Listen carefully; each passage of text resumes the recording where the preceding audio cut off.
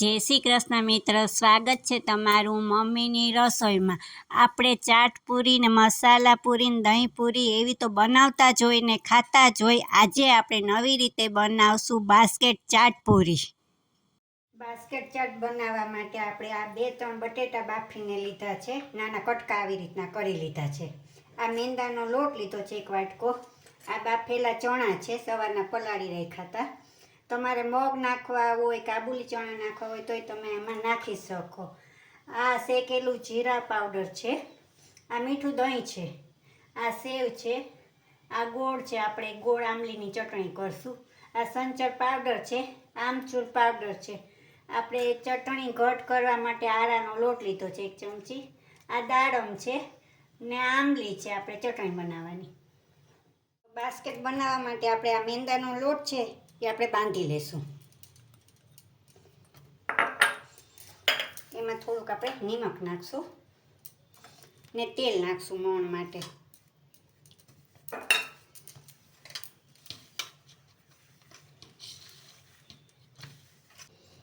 હવે આપણે જેમ જોઈએ એમ થોડું થોડું પાણી નાખતા જઈશું અને લોટ બાંધી લેશું।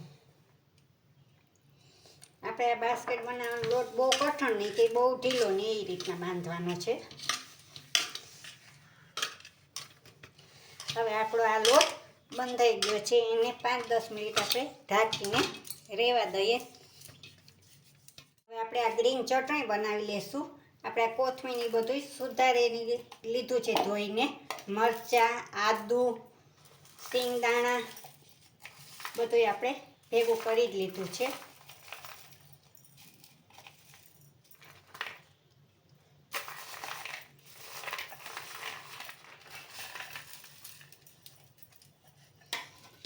હવે એમાં આપણે આ 1 લીંબુ નીચોઈ નાખશું।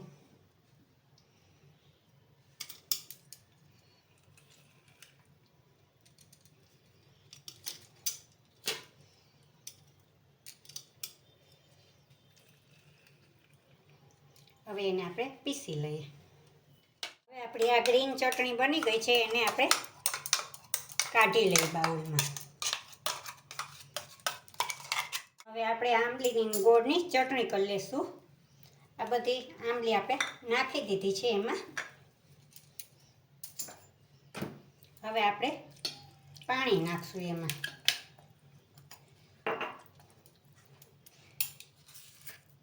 1 ચમચી આપણે ગોળ નાખશું, અડધી ચમચી આપણે મરચાંનો ભૂકો નાખશું, થોડીક આપણે સંચર નાખશું। હવે આને આપણે ગેસ ઉપર ઉકાળી લઈએ। આપણે ગેસ ચાલુ કરશું, ધીમે એને આપણે ઉકળે ત્યાં લગી આપણે એને ઉકાળી લેશું। આપણી આ ચટણી ઉકળી ગઈ છે। આપણે આરા લોટ લીધો હતો ને એમાં થોડુંક પાણી નાખી હલાવીને નાખી દેશો એટલે આપણી ચટણી સરસ ઘટ થઈ જશે।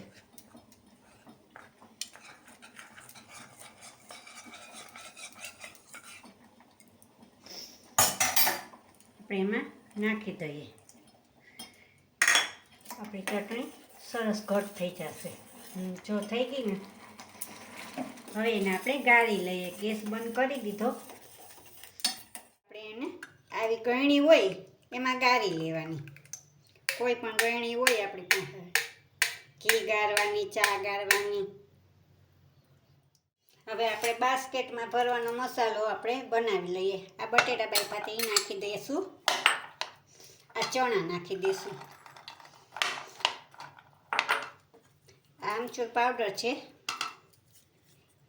એ નાખશું, 1 ચમચી શેકેલું જીરું લીધું હતું એ નાખશું, આ મરચાંનો ભૂકો લીધો તો 1 ચમચી એ નાખશું, ને આ સંચર પાવડર નાખશું। સંચર પાવડર નાખીએ એટલે આપણે મીઠું નાખવાની જરૂર નથી। તમારે તો સંચર પાવડર ન નાખો તો તમારે મીઠું નાખવું। હવે આ આપણો મસાલો થઈ ગયો છે, એને ઢાંકીને રહેવા દઈએ। હવે આપણે બાસ્કેટ બનાવી લઈએ। લોટ સરસ કૂણવાઈ ગયો છે। હવે એમાંથી આપણે નાની નાની પૂરી બનાવી લેશું। પહેલાં આપણે નાના નાના લુવા કરી લેશું। આવડા લુવા આપણે નાના નાના બનાવી લેશું, જેમ પૂરી બનાવતા હોય ને એવી રીતના જ। હવે આપણે આ પૂરી બનાવી લઈએ. બાસ્કેટ બનાવવા માટે આપણે સેજ આછી રાખવાની પૂરી.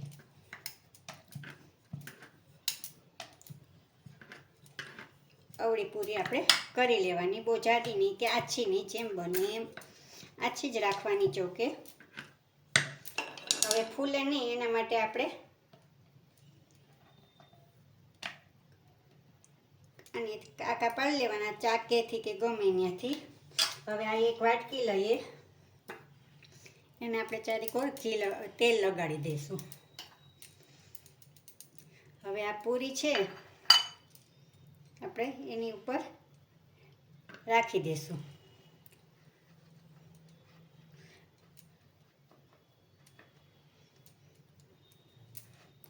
વધારાનો લોટ હોય એ આપણે કાઢી લઈશું.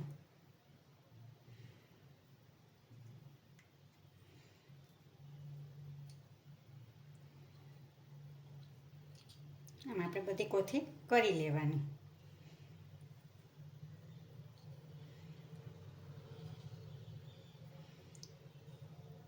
થઈ ગઈ.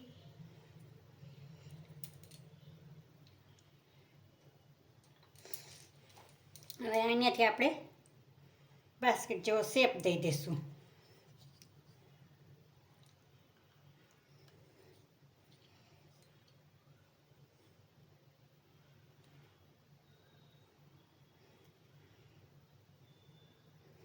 બધો શેપ દઈ દીધો. હવે એને આપણે આમનામાં તળી લેવાની. અને તળવા માટે આપણે આ કઢાઈ લીધી, એમાં તેલ નાખ્યું. હવે ગેસ ચાલુ કરશું. હવે તેલ થવા દઈએ આપણે.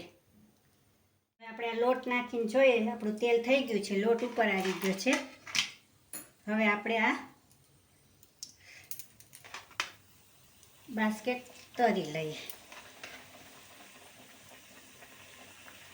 એને 5 મિનિટ રહીને જ આપણે ઓલું કરવાનું, એની મેળે અલગ થઈ જશે. આ જો એની મેળે અલગ થઈ ગયા એટલે આપણે આ વાટકી કાઢી લેવાની. આ ડીશમાં રાખી દેવાની. હવે આપણે આ જો પૂરી કાઢી લઈએ આપણે બાસ્કેટ.